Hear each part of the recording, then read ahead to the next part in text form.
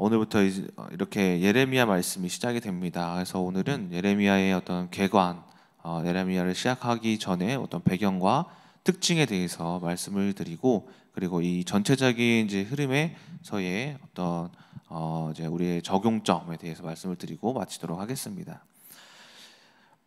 예레미야는 5대의 왕을 걸쳐서 선지자를 활동을 했던 이제 선지자입니다. 그래서 오늘 말씀에 등장하듯이 요시야와 그리고 시드기야에 지나서 또 여호아스, 여호야김, 여호야긴 이렇게 5대의 왕을 걸쳐서 활동했던 선지자입니다.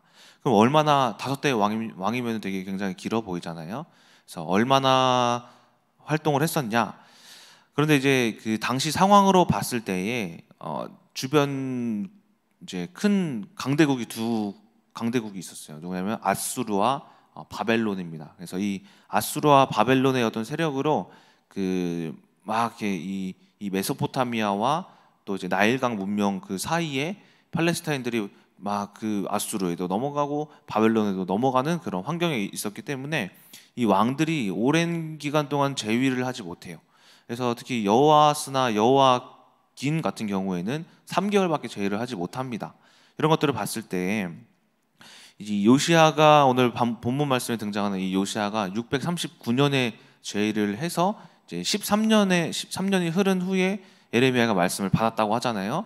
그래서 주전이니까 이 빼기 13년을 이렇게 하면은 626년부터 활동을 했던 주전 626년에 활동을 했던 선지자라고 보는데, 또 그 626년에서부터 여호야긴까지 해서 계산을 해봤을 때 586년, 즉 40년 동안 선지자 활동을 했던 사람이라고 볼 수가 있습니다. 자, 그래서 이 당시의 시대적 배경을 잠깐 말씀을 드리자면은, 이 시대적 배경은 일단 남유다와 북이스라엘이 갈라져 있는 그런 시기였어요. 그리고 아까 말씀드렸다시피 이 아수르와 바벨론이 막 이렇게 서로 권력 다툼을 하고 있었고 땅을 차지하고 있었고, 그러면서 하나님이 이제 남유다와 북이스라엘의 악행을 보시고 수많은 이제 선지자들을 보내십니다. 그때가 이제 주전 8세기에 이 갑작스러운 예언 문서들이 막 등장을 하고 예언자들이 막 등장하던 그때예요. 그때가 주전 8세기, 그러니까 예레미야의 한참 전이죠. 그때 활동했던 선지자가 이사야, 미가, 아모스, 이제 호세아라는 이 선지자들을 통하여서 북이스라엘과 이 남유다의 멸망을 수도 없이 이렇게 말씀으로 이렇게 선지자들을 통하여서 전달시킵니다. 막 이렇게 전달을 시키는데, 너희는 회개하지 않고 하나님께 돌아오지 않으면 멸망할 거다, 멸망할 거다. 회개해라. 하나님 안에 그 가운데 사는 그 가운데에 우상을 제하고 너희들이 그 마음 가운데 평안, 감사, 기쁨을 되찾아라. 이렇게 수많은 말씀을 하는데, 이때 그들이 회개도 하지 않고 우상도 제거하지 않고 또 감사도 하지 않아요. 그래서 이 예레미야 때는 어떤 예언이 등장을 하냐면은 회개해라가 아니라 망할 거다, 망할 거다요. 망하게 되었다, 망하게 되었다. 이 예언서가 예레미야예요.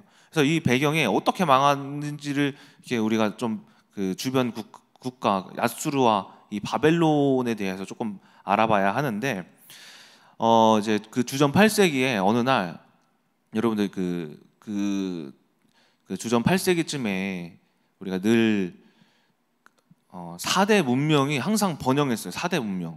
그래서 아시아에서부터 중동까지의 4대 문명이 있는데 그게 뭡니까? 메소포타미아 문명, 그렇죠?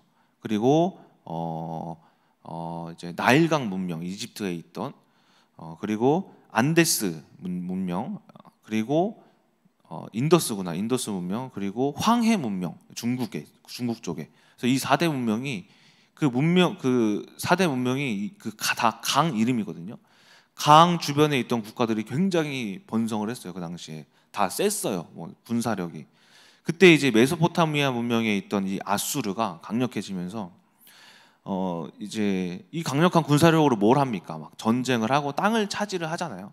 그래서 그들이 이제 아수르가 막 이제 번영하면서 어디를 우리가 땅을 먹을까 하면서 이 동쪽과 서쪽을 이렇게 딱 보는데, 이 동쪽에는 어느 정도 이제 센 문명이 있어요. 인더스 문명이 센 문명이 있으니까는 이게 뭔가 건들 수가 없는 거예요. 그래가지고 이제 서쪽을 보니까는 이 나일강의 이집트 문명이 굉장히 약해져 있는 거예요. 왜 약해졌을까요? 왜 약해졌냐면은 이 고대 어떤 문헌에 의하면 이런 말이 있어요. 이집트의 몰락의 시작에 대하여서 이야기를 하는데, 이집트의 몰락의 시작은 이집트의 이름을 가진 종교적, 정치적 이제 어떤 한 인물이 셈족의 이집트 탈출국을 도우면서 이집트의 세력이 약화되었다고 해요. 이게 무슨 사건일까요? 출애굽 사건. 그러니까는 그 수많은 사람들이 이 이집트 안에 있었다가 갑작스럽게 몇십만 명이 나와버리니까 그 이집트 문명이 완전히 갑자기 몰락할 수밖에 없었다라는 거예요. 또 동일한 이 문서에 뭐 어떤 말이 있냐면은 이때에 당시에 이집트에 화산 폭발이 있었다고 기록되어 있어요. 그때 셈족의 탈출국이 있었을 때. 그래서 이 화산 폭발로 인하여서인지 동물들의 대이동이 있었고 수없이 이제 긴 어둠이 지속되었고 우박이 내리고 또 자연적인 여러 가지 재해를 통하여서 그 이집트가 피해를 받기 때문에 그의 이집트의 몰락이 그 자연 재해로 인하여서 시작되었다라고도 기록되어 있어요. 이제 이 사건을 뭘로 볼 수 있습니까? 모세의 어떤 10가지 재앙, 그렇죠? 이러한 기록들을 봤을 때 이집트가 어쨌든 이 출애굽 이 사건을 통하여서 굉장히 하락세를 걸었다라는 거예요. 그래서 이 아수르가 이집트 보니까는 굉장히 약해져 있는 거예요. 약해져 있기 때문에 그 당시에 그 중동에 있던 그 여러 가지 나라들 있죠. 뭐 블레셋이라든지 암몬, 또 에돔, 모압, 그리고 그 당시에 이제 이스라엘 또한 번영할 수 있었던 그 이유가 뭐냐면은 그 가장 가까이 있던 이 나일강 문명 이집트가 약해져 있기 때문에 그렇게 이스라엘이 번영할 수 있었던 거예요. 센 놈이 없으니까 내가 세질 수가 있었던 거예요. 그래서 쳐들어오지 않으니까. 블레셋도 굉장히 셌죠 그때. 어쨌든 이런 이제 그 중동 지방의 다른 나라들이 이렇게 전성기를 이룰 수 있었던 계기도 되었지만은 이 다른 큰 문명이 쳐들어올 수 있는 그런 또 꺼리가 되었다라는 거예요. 자, 그러면서 아수르가 이제 이집트를 치러 가기 위해서 어떤 정책을 펼치냐면은 서진 정책. 그 서쪽에 있는 이집트를 치자 해서 딱 이제 가고 있는데 이 서진 정책에 의하여서 이집트를 가려면 어디를 지나야만 하냐면은 팔레스타인 지역을 꼭 지나야 해서 이 팔레스타인 지역이 어디입니까? 이스라엘이에요. 그래서 이 아수르가 이집트를 치려면은 팔레스타인을 지나갈 수밖에 없던 거예요. 근데 이 아수르는 주변 이때 그 당시에 그 전쟁 한 이후에 어떤 일을 막 저질렀냐면은 애기들도 밟아 죽이고 막 사람들을 막 목을 막 무자비하게 막 자르고 수도 없이 이런 악한 그런 나라였거든요. 악행을 저지르는 그 전쟁에 자비가 없었던 그런 나라라고 이렇게 알려져 있는데 그 소문이 막 이제 팔레스타인 지역에 막 도는 거예요. 그러다 보니까 당시 갈라져 있던 북이스라엘이랑 남유다랑 뭘 하냐면은 우리 저 아수르가 지금 쳐들어오려고 하니까 우리 힘을 합치자 해서 당시 이제 또 좀 성장했던 아람 군대들과 동맹을 맺어가지고 우리가 대적하기로 하자라고 한 거예요.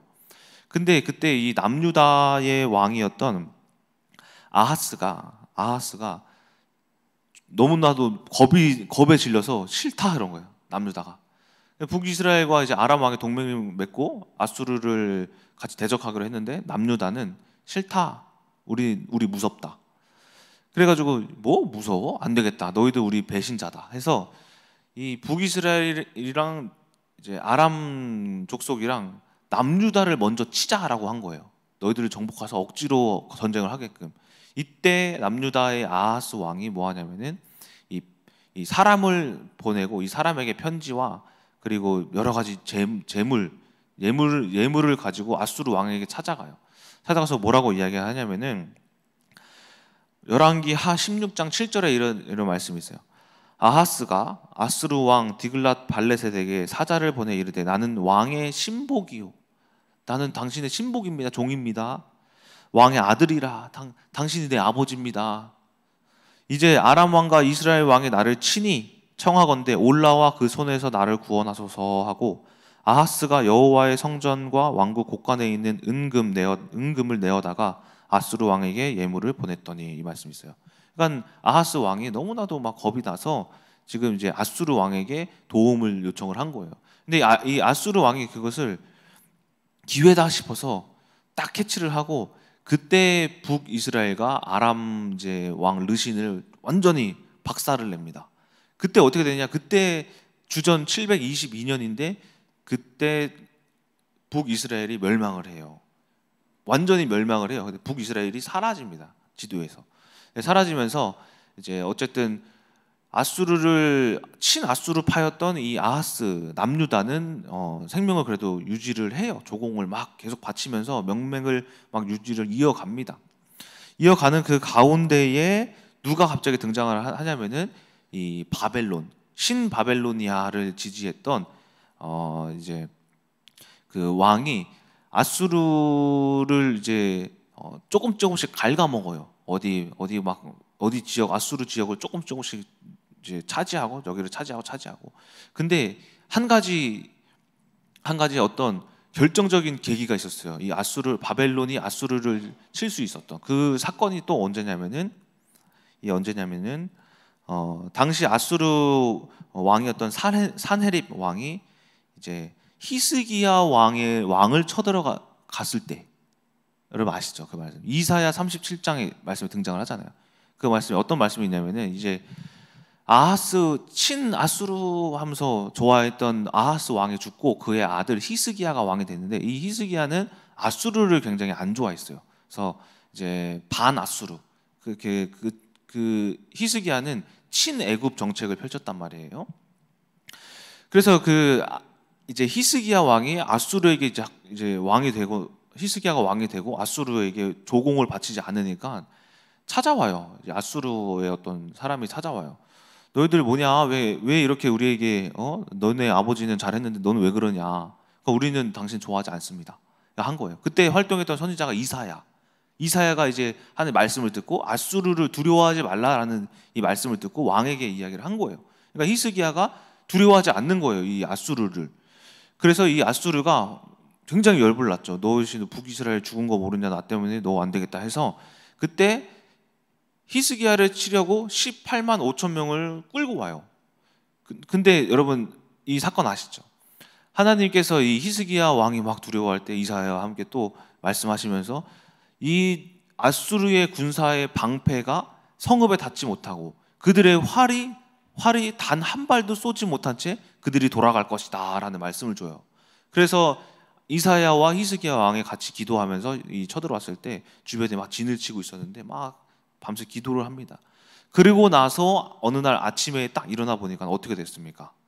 18만 5천 명이 전부 다 죽어 있는 거예요. 아침에 하룻밤 사이에 다 죽어버린 거예요. 이때 아수르의 이 군사력이 완전 풀이 꺾입니다. 기세가 완전 꺾여요. 꺾이면서 이 바벨론이 이때다 하면서 이 소식을 들은 이 바벨론이 그때 니느웨를 칩니다. 아수르의 수도 니느웨를 치면서 니느웨가 함락되고, 또 바벨로니아라는 이런 그 지역 이름이 있거든요. 그 바벨로니아를 치면서 다시 그들의 수도를 되찾아요, 바벨론이. 그래서 이때 한참 바벨론의 힘을 이어갔고, 그리고 아수르와 바벨론이 서로 땅을 빼앗기지 않으려고, 바벨론 땅을 빼앗으려고 왔다 갔다 했던 그 시기에 이제 이스라엘의 시간이 지나서 오늘 본문의 말씀에 등장하는 이 요시야가 왕이 된 지 13년째에 에레미야가 말씀을 받았던 그 시기였다라는 겁니다. 이것이 이제 에레미야의 시작의 그 이전의 배경입니다. 여러분 재밌죠, 그렇죠? 어쨌든 이런 배경 지식을 조금 알고 있어야지 이제 여러분들이 이 왕의 이름에 대하여서도 그 이전에 아수르가 왜 그랬지? 말씀을 갑자기 보면 아수르가 왜 그러지? 갑자기 바벨론이 왜 그러지? 했을 그 말씀에 대한 이해가 좀 더 풍성해진다라는 거예요. 그래서 이 바벨론이 나중에 힘을 장악을 하면서 이 예레미야서에 보면은 나중에 예레미야서에 바벨론이 힘이 세지면서 에레미야가 활동할 당시 어떤 일이 발생을 하냐면은 이스라엘의 포로들이 끌려갑니다. 1차, 2차, 3차 포로. 그 1차 포로 때 누가 끌려가냐면은 다니엘과 세 친구, 그 시기인 거예요. 바벨론에게 포로로 끌려갔던. 그래서 아수르를 이기면서 바벨론이 예루살렘을 침공해서 1차 포로로 이제 똑똑한 사람들, 그러니까 영리한 사람, 젊은데 똑똑하고 영리한 사람들 있잖아요. 바벨론은 되게 굉장히 자비로웠고 많은 이게 문화를 받아들였던 그런 나라였는데, 다른 나라의 문화들과 이런 것들을 받아들여서 자기네들이 좀 더 발전하려고, 그래서 이 똑똑한 사람들 다 데려간 거예요. 1차 때. 그 2차 때는 뭘 했냐면은 이제 건축가들, 기술자들, 자신네들의 과학이 좀 발달할 수 있는 그런 건축가 기술자들을 막 데리고 가면서, 그때 2차 포로를 이제 예루살렘을 이스라엘 사람들을 데려가는데, 남유다 사람들을, 그때 누가 끌려가냐면 에스겔이 그때 끌려간 거예요.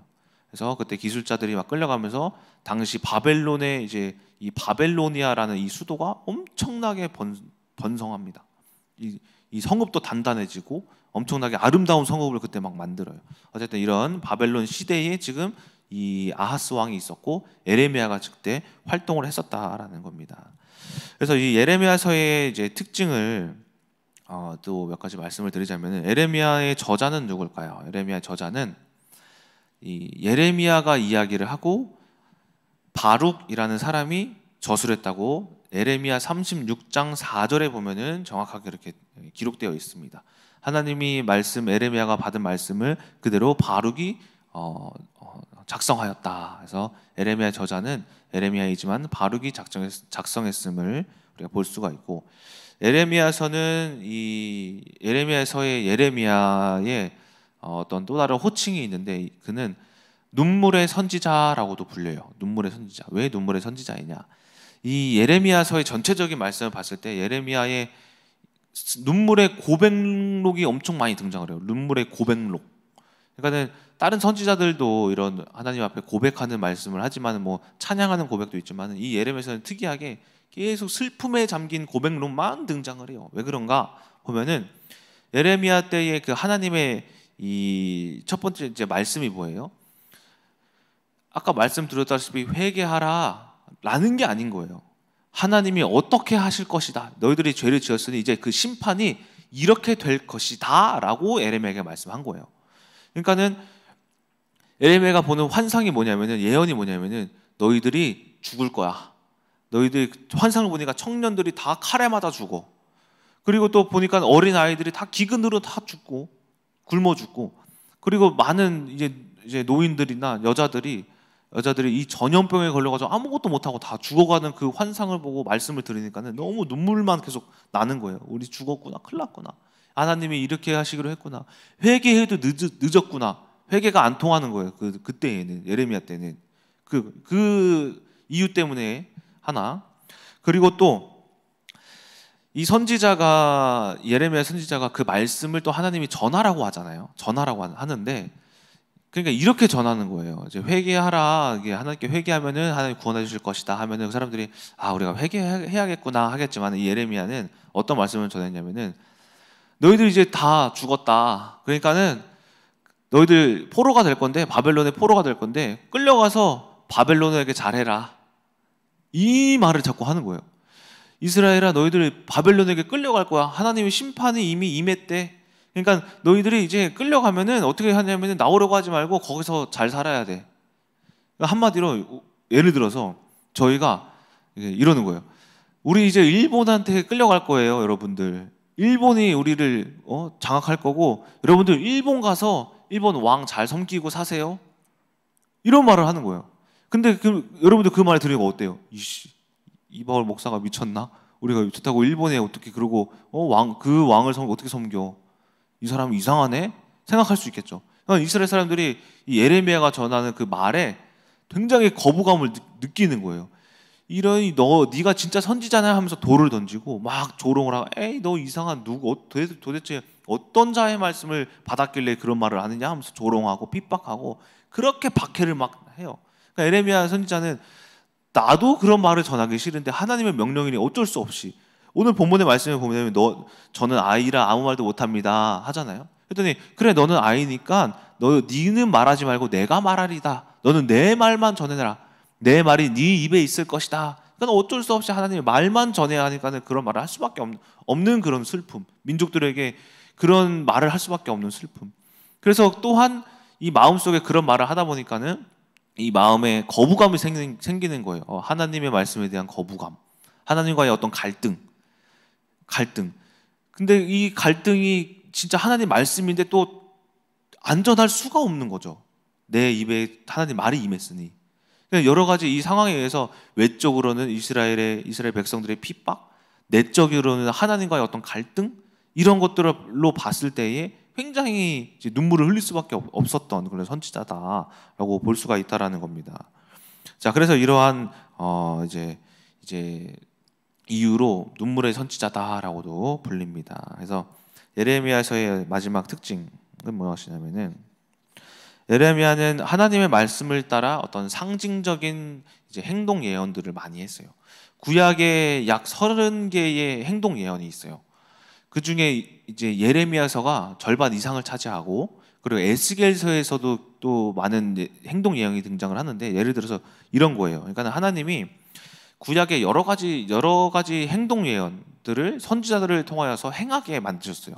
에스겔을 예를 들어서 이제 말씀을 드리자면, 에스겔에게는 너는 왼쪽으로 누워서 390일을 자고 오른쪽으로 누워서 40일을 자라. 근데 이게 무슨 의미지? 왜 꼭 이렇게 자야 되고 이렇게 자야 되나? 라는 걸 봤을 때에, 북이스라엘이 망하고 722년에 망하고 1차 포로 귀환 있죠. 포로가 돼서 귀환했을 때의 그 날짜가 390년이에요. 그러니까는 북이스라엘이 망하고 390년에 돌아올 것이다. 오른쪽으로 40일은 남유다가 어쨌든 1차 포로, 2차 포로, 3차 포로 하고 망하거든요. 1차 포로 하고 70년 후에 귀환하지만은 30년 후 1차 포로 하고 30년 후에 남유다가 망해요. 그때와 1차 포로 귀환을 계산했을 때 딱 40년이에요. 그러니까 남유다가 멸망하고 귀환할 때까지가 그 40년. 그러니까 그 오른쪽으로 누운 것은 40년을 의미를 한다라는 거예요. 그래서 이런 행동이에요. 뭐 또 에스겔은 머리카락을 칼로, 그러니까 뭐 에스겔은 말을 하지 말라고 했어요. 너는 말을 하지 말라고 했어요. 예레미야와는 다르게 말을 하지 말고 행동으로 보여줘라. 그래서 자신의 머리카락을 칼로 잘라서 그냥 그 백성들 앞에서 칼로 자르고 바람에 휘날려라. 이게 무슨 의미를 하냐면은 너희들이 칼로 망할 것이다. 이런 것들을 행동으로 하여금 예언을 했다라는 거예요. 이것이 행동 예언이거든요. 또 뭐 인분을 먹어라. 사람의 이제 배설물 있죠. 응아. 그거를 불에 구워 먹어라. 이런 것도 막 시키면서 하나님의 그 행동을 통해서 말씀을 하셨는데, 예레미야에서도 굉장히 많은 행동 예언이 등장을 해요. 그래서 뭐 깨진 항아리, 뭐 멍에를 통한 행동, 상징 행동, 경작지 매입을 통한 이제 예언, 큰 돌, 그리고 책에 돌을 메어서 막 유브라데 강에 던지는 막 이런 행동을 하는데, 또 한 가지 보면은 이제 허리띠 예언이 있어요. 이게 뭐냐면은 예레미야에게 가서 하나님이 예레미야 13장에 너는 허리띠를 이제 상점에서 사서 허리에 동이라. 막 동여요. 너는 그 띠를 저기 어디 바위 틈에 감추어라. 그래서 그 풀러갖고 물에 적시지 말고 감추어라 해서 감추어요. 그리고 집에 가라. 집에 가요. 수일 후에 하나님이 또 말씀이 있어요. 너는 그때 감추었던 허리띠 찾으러 가라. 또 그 허리띠 찾으러 가요. 보니까 얼마 되지도 않았는데도 불구하고 완전히 썩어져 버려 있는 거예요. 그래서 하나님께 말해요. 이 허리띠가 썩어서 쓸 수가 없습니다. 허리띠가 어떻게 되었냐? 썩어서 쓸 수가 없습니다. 너의 이스라엘 백성들이 그렇다. 너의 이스라엘 백성들이 썩어서 내가 그들을 쓸 수가 없다. 그러므로 내가 그들을 심판하겠다. 이런 식의 어떤 행동 예언들이 많이 등장을 합니다. 자, 이런 것들을 우리가 또 볼 수가 있다라는 겁니다. 그래서 결론적으로, 그렇다면 하나님은 예레미야를 통해서 말씀하시고자 하는 핵심이 무엇인가가 오늘 본문 말씀에 나와 있어요. 뭐냐? 이 전체적인 핵심이 뭐냐면 예레미야 1장 10절이에요. 10절. 다시 한번 읽어드리도록 하겠습니다. 보라, 내가 오늘 너를 여러 나라의 여러 왕국 위에 세워 내가 그것들을 뽑고 파괴하며 파멸하고 넘어뜨리며 건설하고 심게 하였느니라 하시니라. 뭐예요? 그들을 심판하시기 위해서 어떤 작정을 하셨냐면은 포로가 되도록 작정하셨다라는 거예요. 그러니까 그들이 문제가 있어야지만은 그들의 죄가 파괴되고 파멸되고 넘어지고, 그리고 그것들이 넘어짐으로써 하나님의 말씀이 그 위에 다시 세워져 있지 않겠느냐, 그런 말씀이에요. 그러니까 에레미야의 전체적인 핵심이 그거예요. 하나님은 완전히 이스라엘 백성들을 파괴하기로 하시기로 정하셨으니 그것들이 행해질 것이다라는 거예요. 그러니까는 우리가 여기서 어떻게 적용해 볼 수 있냐면은, 우리는 우리의 죄가 완전히 깨끗하기 위해서, 우리가 하나님으로부터, 하나님이 우리를 거룩하게 만들어 주시기 위해서 우리에게 문제를 주신다라는 거예요. 문제를. 그러니까 우리가 이것들을 보고 막 다시 우리가 넘어지지 않으려고 하는 게 아니라 완전히 파괴되어야 한다라는 거예요. 파괴되어야 한다. 이제 하나님은 예레미야를 통해서 이제 어쨌든 이런 포로 생활을 통하여서 죄를 완전히 해결하기 위해서 이제 바벨론을 사용을 하셨는데, 하나님은 예레미야 27장 보시면 이 바벨론에 대해서 어떻게 말씀하시냐면은 이렇게 말씀을 하십니다. 내가 모든 땅과 모든 들짐승들을 내 종 바벨론에게 넘길 때에 너희는 그들을 섬겨라. 그렇죠? 아까 예레미야에서 말씀과 똑같죠. 섬겨라. 뭐라고 하냐면 또 내 종. 그리고 바벨론 왕의 멍에를 니들이 다 매라. 그렇지 아니하면 네 안 섬기면 칼과 기근과 전염병으로 또 다른 고통이 있을 것이다. 그런데 잘 섬기고 잘 순종하면 살리라 라고 해요. 그리고 예레미야 29장에 보시게 되면 예레미야가 포로로 끌려간 이들에게 하나님의 말씀을 편지를 보내요. 막 1차 포로가 잡혀갔어요. 그때 그들에게 하나님 말씀을 들은 것을 전해요. 뭐라고 전하냐면, 얘들아 너희는 거기서 집을 짓고 텃밭을 만들고 그 열매를 먹고 아내를 맞이하고 자녀를 낳으며 살아라. 하나님께서 너희들을 그곳에서 번성시키리라 라고 해요. 그러니까 언니 포로가 되어 갔는데 거기서 잘 먹고 잘 살으래요. 뭐 집도 짓고 텃밭도 만들래요. 아내도 맞이하고 자녀를 낳아서 잘 살래요. 그 포로 어려운 환경 가운데. 또 어떤 말씀을 하시냐면은 너희들이 평안을 구하여도 거기서 평안하라. 이것은 재앙이 아니요 평안이라. 너희에게 미래와 희망을 주는 것이다 라고 이야기를 해요. 그리고 거기서 나를 찾으면 내가 그곳에서 내가 너희를 만나리다 라고 해요. 이게 무슨 말이에요? 하나님이 말씀하시는 게 이거예요. 하나님께서 바벨론을 결국 도구로 사용하셔서 그들의 죄를 씻기면서 그곳에서 만나주고, 그곳에서 우리는 그 문제를, 그 이스라엘 사람들의 그 문제를 막 해결하려고 하는 것을 뛰쳐나오려고 하는 것이 아니라 그곳에서 그 환경에 섬기고 그 환경을 우리가 따르고, 그리고 그곳에서 우리가 평상시에 하던 모든 것들을 일상적인 삶을 살아가는 거. 즉 우리도 마찬가지. 어떻게 적용해 볼 수 있냐? 우리의 문제 있죠. 우리들이 가지고 있는 문제, 사건, 환경, 또 사람도 마찬가지예요. 이 모두가 뭐라 생각하냐? 바벨론이다 생각하는 거예요. 내 아내가 바벨론이야? 그걸 막 하다라는 말은 아니에요. 내 아내가 바벨론이야? 남편이 바벨론이야? 자녀가 바벨론이야? 내 힘든 환경, 뭐 질병, 경제적인 문제, 모든 것이 바벨론인 거예요. 왜? 하나님은 그 바벨론이라는 문제를 통해서 뭘 하시기 원하시느냐? 여러분들을 완전히 깨끗게 하기 원하신다는 거예요. 우리는 어때요? 그 환경에 막 남편을 막 바꾸려고, 아내를 바꾸려고, 막 저희 딸 조이 혈관종 있잖아요. 이거 어떻게 치료할까? 그 생각만 막 하고 있는 거예요. 근데 하나님이 원하시는 건 뭐예요? 그걸 그대로 두고 거기서 하나님을 찾으라는 거예요. 내가 거기서 너를 만나겠다라는 거예요. 이처럼 우리가 남편이라는 문제 있어요? 아내에게 문제 있어요? 뭐 자녀에게 문제 있어요? 경제로 문제 있어요? 그 모든 것들을 가지고 그대로 사는 거예요. 집을 짓고 뭐 아내를 맞이하고 텃밭을 만들어서 열매를 맺어서 먹는 것처럼 남편을 섬기고, 남편이 불신자라도 섬기고, 자녀가 이상해도 섬기고, 병이 있어도 괜찮다. 내 일상적인 삶 그대로를 가지고 사는 거예요. 그러면서 뭐 하는 거예요? 하나님을 찾는 거예요. 그 문제 가운데 누가 계세요? 하나님이 계시다라는 거예요. 하나님은 이렇게 이스라엘 백성들을 깨끗하게 하셔서 뭘 주시냐면은 평안. 우리의 평안은 아무 문제 없을 때 그게 무슨 평안이에요? 아무 문제가 있을 때의 평안이 더 큰 평안이지, 그렇죠? 하나님이 하시는 말씀이 그거라는 거예요. 하나님이 계실 때 이스라엘 백성들이 어땠어요? 감사 못해, 기뻐하지도 않아, 우상 숭배해, 죄를 막 지고 막 다니는 거예요. 회개하라 해도 말을 듣지를 않아.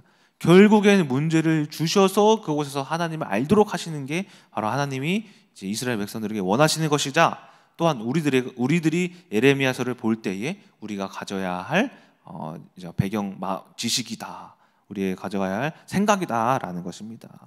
결국에는 우리가 이 예레미야서를 통하여서 우리가 볼 수 있는 것은 바로 이 문제는 재앙이 아니요 평안이다라는 것입니다. 이 모든 것이 하나님이 나를 바꾸시고자, 결국 나에게 축복해 주시고자 뭐라고 해요? 오늘 말씀에 이것은 재앙이 아니고 평안이요 또 너희에게 미래와 희망이다라는 거예요. 하나님은 이 문제를 통하여서 미래와 희망을 주시는 하나님임을 우리가 잘 기억하시면서, 또한 이 나중에 예레미야에게 하나님께서 회복의 말씀을 또 전하십니다. 이처럼 이 회복이 결국에는 이 바벨론이 포로로 귀환한 이후에 이 예수 그리스도를 통하여서 더 큰 회복을 이루시는 것처럼, 우리가 결국에는 이 문제를 통하여서 우리가 하나님을 찾고 또 예수 그리스도의 그 십자가의 비밀을 찾으면서 오늘 하루도 승리하시고 이 문제 가운데 우리가 해석을 잘 하시는 우리 큰나무교회 여러분 되시길 주님의 이름으로 소망합니다. 기도하고 마치겠습니다. 하나님 아버지, 이렇게 예레미야서가 이제 오늘 이제 말씀으로 시작됩니다. 이 예레미야서를 통하여서 이스라엘 백성들은 하나님을 알기를 하나님이 원하셨습니다. 그 도구를 바벨론으로 사용하셨습니다. 우리 또한 모든 문제, 사람, 우리가 가지고 있는 모든 이제 환경들은 바벨론임을 우리가 고백합니다. 그것이 악하다라는 것이 아닙니다. 바로 우리를 바꾸실 도구다라는 것임을 우리가 잘 기억하시면서 우리가 하나님을 찾아 하나님의 말씀을 회복하는 우리 큰나무교회 성도님들 되게 하여 주시옵소서. 살아계신 예수 그리스도의 이름으로 기도드렸습니다. 아멘.